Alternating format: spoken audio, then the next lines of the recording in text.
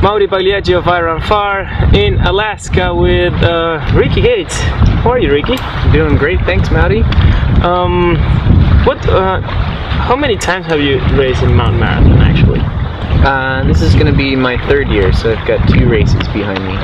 That's great. And how do you actually got into the mountain marathon? So I got,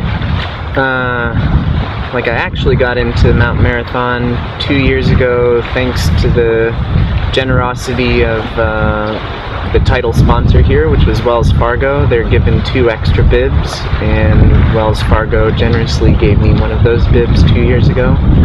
And last year I went with the more standard lottery and the lottery process and got in that way.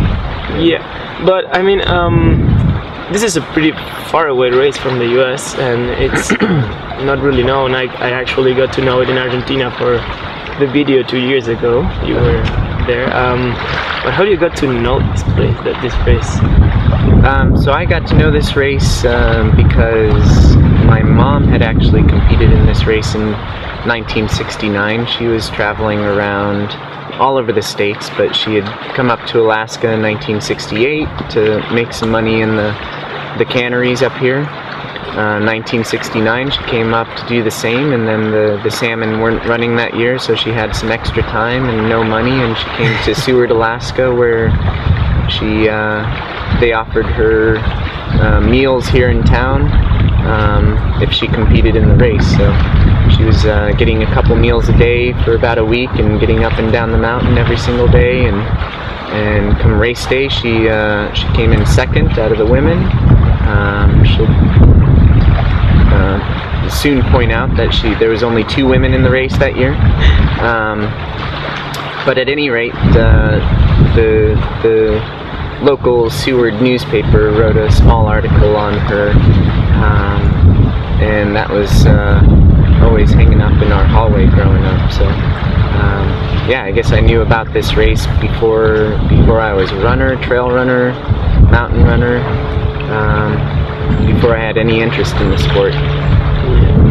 So, with all this history around your family and you and your mom, how do you feel of coming back, like, I don't know, 40 years, 50 years after? How does it feel for you?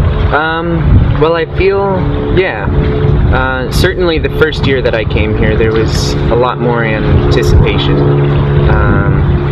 You know, you hear a lot of stories about mountain marathon, but nothing can really prepare you for what the mountain looks like, how steep it is, how treacherous the descent of the mountain is, how much energy there is surrounding the race. And so that's kind of dissipated over the past couple of years, but I'm grateful this year to be able to bring a couple friends with me and kind of see the same excitement in their exploration of the mountain and the culture up here. Yeah, that's great. And you actually got like Killian and Emily here, like you got them the bug of mountain marathon here. Yeah. How do you feel to have like to show this race to the outside of the world? Well, I mean, I guess it's not really my race to show to the outside of the world. To the rest of the world, it's you know, the race is what it is. It's an incredible event. I've been fortunate to be a part of it for the past couple years, and I simply pass that on to Killian and Emily. I know that those guys, they have the ability to go race anywhere in the world. I've done a lot of the same races that they do, and I know that they appreciate kind of a real genuine race when one comes around. And in my opinion, I think that this is one of, if not the most genuine races in the US, and really one of the only few races that can really call itself a mountain race. I think there's a lot of You know, there's a lot of question when if you tell people you're a mountain runner, there's a lot of question, what is a mountain runner, what's a mountain race? And I think for the most part,